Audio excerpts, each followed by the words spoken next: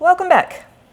Let's say you are being faced with that type of organic chemistry problem where you have some alkyl halide reacting with some nucleophile or base, and you need to figure out what type of reaction mechanism is most likely to occur between E1, E2, SN1, and SN2.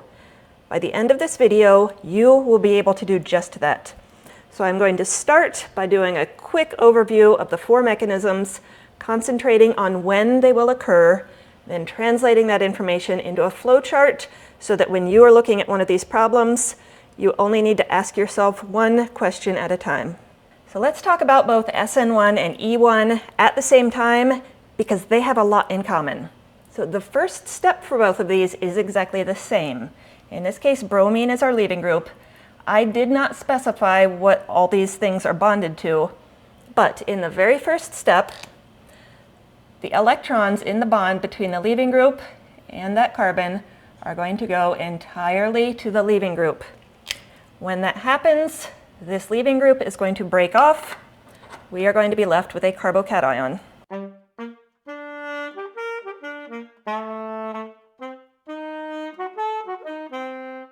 This first step can only actually occur if this carbocation is relatively stable. So it's going to be most likely to occur in a tertiary carbon, meaning this carbon is bonded to three other carbons, 1, 2, 3. It can occur if it's a secondary carbon.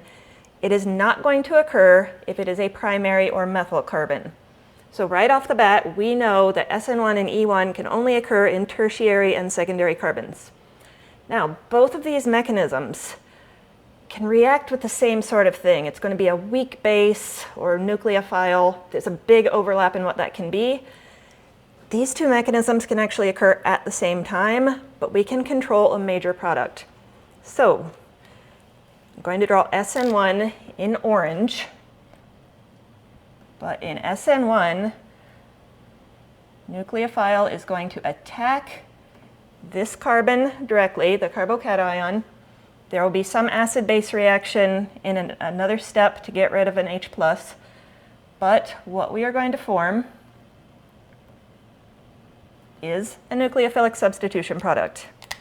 Now, in E1, this water, we can't have both, we can have one or the other, but the water would have instead attacked the hydrogen on a beta carbon. Remember, the alpha carbon is bonded directly to the leaving group. Any carbons bonded directly to an alpha carbon are a beta carbon. So this is a beta carbon, this is a hydrogen on a beta carbon. When that bond forms, hydrogen does not like having two bonds, so the electrons in its other bond are going to move towards that carbocation. We end up with our elimination product. So, how do you know which one of these is going to happen? What it comes down to is temperature. Heat favors elimination. Remember that the abbreviated way to write heat is a capital delta somewhere at the reaction arrow. So in terms of temperatures, SN1 is going to be more like room temperature, where E1 will be a higher temperature.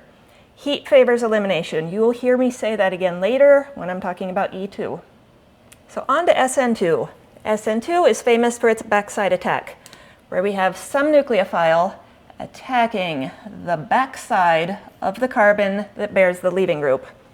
So when this happens, a new bond is going to form between this nucleophile and this carbon. Carbon cannot have more than 4 bonds, so at the same time that this bond is forming, another one of carbon's bonds needs to break. The bond that's going to break is the one that is bonded to the most electronegative group. That's our leaving group. So the 2 electrons in this bond are going to go entirely to the leaving group. So the product that we are left in is one nucleophile has substituted another.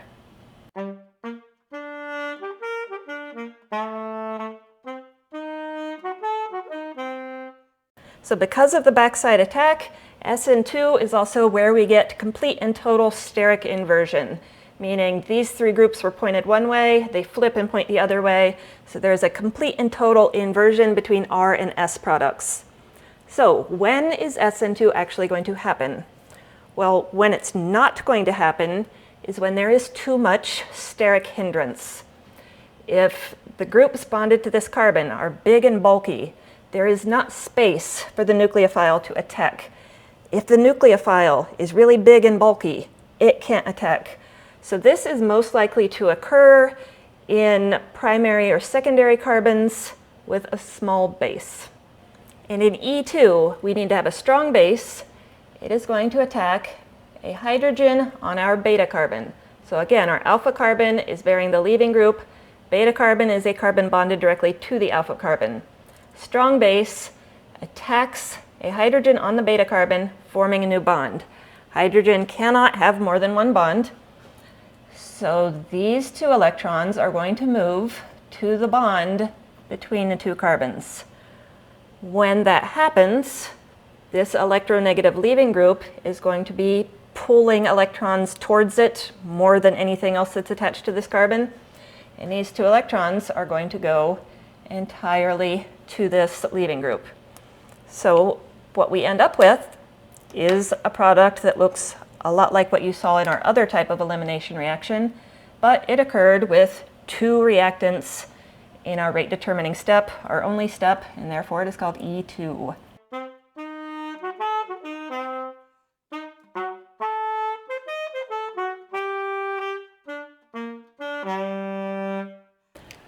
When is this going to occur? Well, classifying the type of carbon doesn't really help us very much here because it can happen in tertiary, secondary, or primary, but it's easiest to occur in tertiary. So as we start removing carbons from this alpha carbon, we have to start increasing the strength of the base and different features about the base. So if this is a tertiary carbon, this just needs to be a strong base in order for this to occur. If this is a secondary carbon, this not only needs to be a strong base, but it works a lot better if it's a charged and strong base.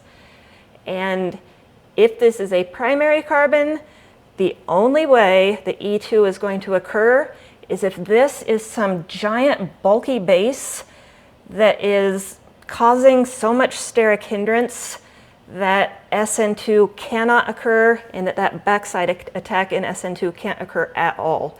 So pay attention to the base to decide if E2 is going to happen. So you know the four mechanisms. Let's turn that into something actionable. The challenge is knowing what is going to happen when. The first thing you need to do is classify the alkyl halide as methyl, primary, secondary, or tertiary, because this narrows it down quite considerably. So for methyl, that means that the carbon bearing the leaving group has no other carbons attached to it. If you're in this situation, it has to be SN2. It can't be E1 or E2 because there are no beta carbons. Additionally, it can't be SN1, and this is an additional reason for E1 because both SN1 and E1, the first step is for the leaving group to spontaneously leave, creating a carbocation. Methyl carbocations are too unstable to form, so if it's methyl, it has to be SN2. Now primary. That means the carbon bearing the leaving group has just one other carbon attached. Some textbooks say that this has to be SN2. Others say almost certainly SN2, but E2 is possible. That means E2 is pretty rare. So again, it can't be one of our unimolecular mechanisms, SN1 or E1, because the carbocation that's formed would be too unstable. This would be a primary carbocation. So yes, most of the time it is going to be SN2. When E2 occurs, it is going to be because the base is absolutely enormous. Not just medium big, but huge. Tert butoxide, LDA, like bases that we use specifically because of how huge they are. When the base is that bulky, that backside attack for SN2 can't happen, and instead what is more accessible is a hydrogen on this beta carbon. That would lead to E2. Now secondary, that's when the carbon bearing our leaving group has two other carbons attached. This doesn't help us narrow it down at all. All four mechanisms are possible. What we would need to do in the case of secondary is to look at the nucleophile. Does the nucleophile bear a charge? Then it's one of our bimolecular mechanisms, SN2 or E2. And what's important to remember here is not what did you add, does it bear a charge, but after it dissociates in solution, does it have a charge? So for example, if you add something like sodium hydroxide, that doesn't look charged. It might not be written with a charge, but once it dissociates in solution, you would have an Na plus and a hydroxide with a negative charge. That's going to be bearing a charge. So to narrow it down between E2 or SN2, it's how strongly basic it is. If it's strongly basic, it's E2. If it's weak nucleophile, it's SN2. Now, if that nucleophile does not have a charge, if it's neutral, it's going to be one of our unimolecular mechanisms, SN1 or E1. How we differentiate here is the temperature. If heat's applied, heat favors elimination, it's E1. Heat is not applied, that would be meaning room temperature, it's SN1. Now tertiary, that is when our carbon bearing the leaving group has 3 other carbons attached to it. So look, this is the opposite of methyl. Methyl, only SN2 was possible. Tertiary, only SN2 is impossible. The other 3 are all possibilities. Once again, we need to look at that nucleophile. If the nucleophile is a strong base, it is E2. If it's weak, it's going to be one of our unimolecular mechanisms. And this looks a lot like secondary. Heat favors elimination. If heat is applied, it's E1. If it's room temperature, it's SN1. I have 3 practice problems for you. First, we are going to identify the mechanism for each, and then after we've done that, we are going to identify the major product for each. Pause if you want more time to figure this out. So for problem A, this is our leaving group. This is our alpha carbon. How many other carbons are bonded to this? 1. This is primary. So on our flow chart for primary, it is almost always SN2. E2 is possible if it's an extremely bulky base. The reason I chose this as a base is because it's sort of big, but not huge, not just huge for the purpose of being huge and bulky. That means A is going to proceed through SN2. Problem B. Chlorine is our leaving group. This is our alpha carbon. It is bonded to 1, 2 other carbons. It is secondary. That doesn't narrow down the mechanisms at all. We need to pay attention to the base. KOH. The first question you need to ask yourself is whether or not that base is charged. What we care about is not what you actually added in a lab. It's, does that dissociate? Is it charged after any potential dissociation? And the answer here is yes. We don't care about the potassium, we care about hydroxide, OH minus. So this is charged. And is it strong or weak? It is strong. That means that this is going to proceed through E2. So, problem C. This is our leaving group. This is our alpha carbon. How many carbons is this bonded to? 1, 2, 3. This is a tertiary carbon. So, for tertiary carbons, we have only ruled out SN2, and we need to pay attention to our nucleophile or base to narrow it down further. Is this strong or weak? The answer would be weak.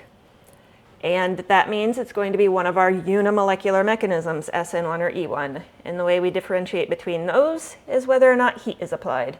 I do not see a capital delta. I do not see some specific high temperature written like 500 degrees C. None of that.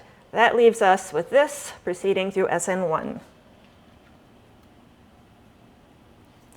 Now, next thing I am going to do is write the major product for each of these, so pause if you want more time to figure that out.